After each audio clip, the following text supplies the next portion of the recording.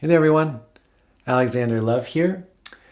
So happy to be here with you today. And in this video, what I'm going to do is continue our exploration, looking at what's called the Post-Tragic Worldview. If you haven't seen the previous videos on the Tragic Worldview and the Pre-Tragic Worldview, I invite you to go check those out and then come back here and check out this one. So where are we? We've been exploring how human beings are nested within something that is called the myth of separation. In this case, the myth is talking about a sacred narrative that we have been writing as human beings for hundreds of thousands of years. And the essence of this story is founded upon self-reflection. This means that there is a division or a sacred gap in between my knowing capacities and what it is that I am paying attention to. That through self-reflection, we can look at ourselves, we can look at each other, we can look at the world, and we can ask, what the hell is going on here? And that capacity to ask that question is a gift that, as far as we know, is mostly explored through human beings.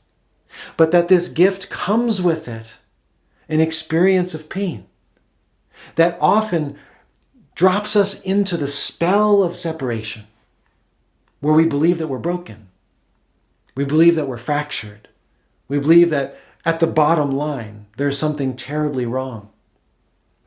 And that the invitation here is that if we can look at how this story of being human has unfolded over time, and look at some of the nuances and contours, we might be able to awaken from this spell of broken wings and see that actually what's occurring is a larger, majestic narrative wherein the experience of separation is essential for us to discover a conscious relationship to wholeness, a conscious relationship to the mystery, a conscious relationship to waking up to our deeper nature, which is fundamentally whole. We can't do that without walking through the valley of darkness, without walking through those moments where we shed so many tears. Those experiences, those moments of separation, turn out to be a gift. And this is something that the post-tragic worldview is able to usher us into. So, as a brief review, the pre-tragic worldview is one in which we contact a sense of youthful innocence, but then seek to preserve that through insulating ourselves from the world. And in order to do that, we often have to adopt belief systems or give our agency over to a higher authority that will help explain away the pain of the world, or help us keep our eyes at a distance and our heart at a distance by believing in things that turn real suffering into something that feels more like a caricature or a cardboard cutout that's far, far away. In time, this gives rise to the tragic worldview, because we experience something that is so devastating that it fractures this scaffolding of certainty in our lives, where the authorities that we put our faith in, the higher power that we believed in unshakably, is now challenged to the point that what we thought was so has started to crumble. And this thrusts us into an experience of chaos and disorder.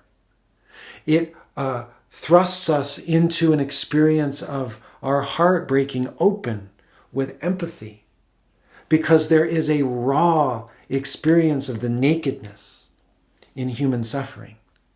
We can no longer deny it, and we leave this state of innocence into a place that feels more complex, more ambiguous, less clear. Now, often when we are in this post-tragic worldview, it begins raising questions. Often these questions are spoken through crying out. Why? Why is this happening to us? Why is this happening to me? Why do we hurt each other the way that we do? And then at some point we come to a moment where the story of tragedy that we're living in no longer serves.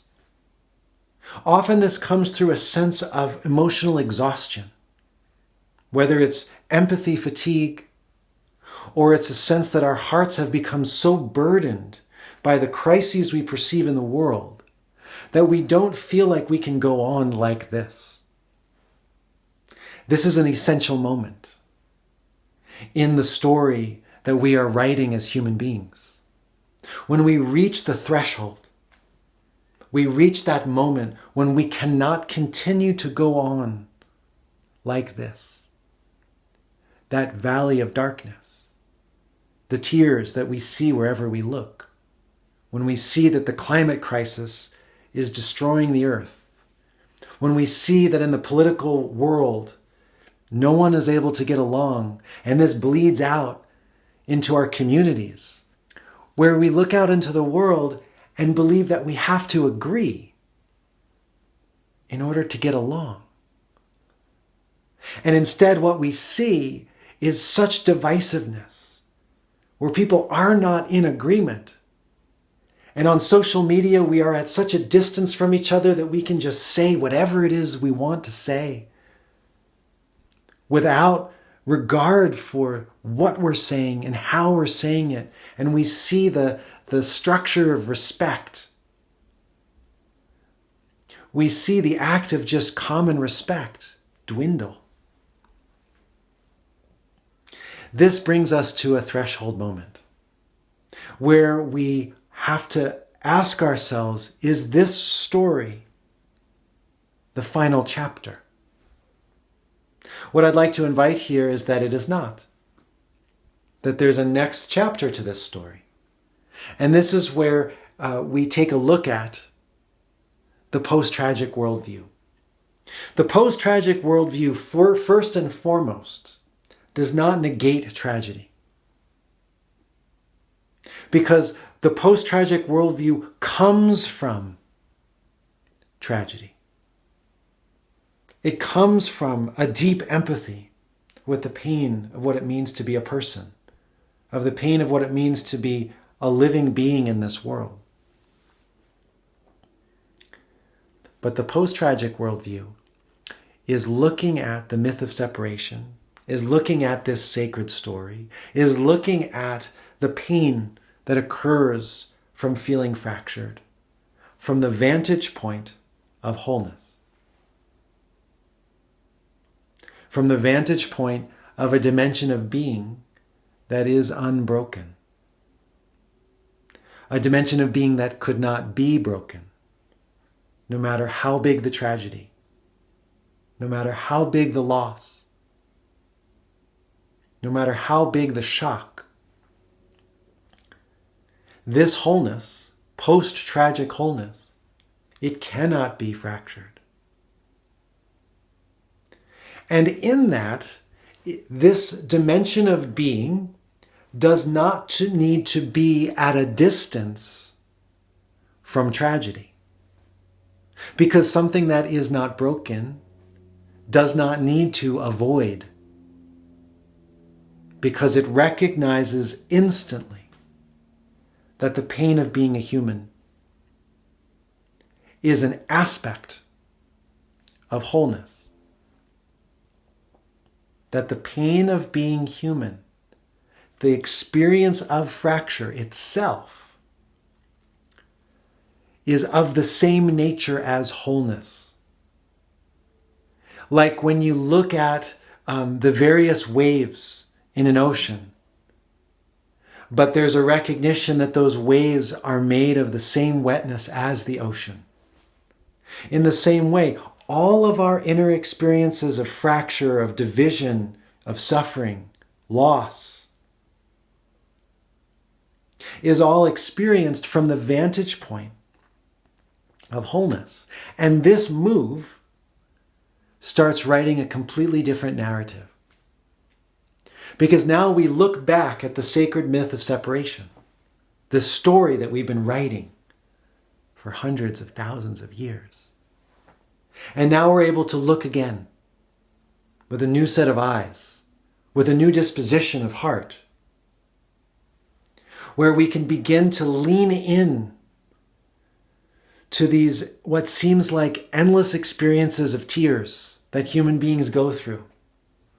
This sense of polarization, this sense of incredible loss, shock, all that kind of stuff, war, poverty.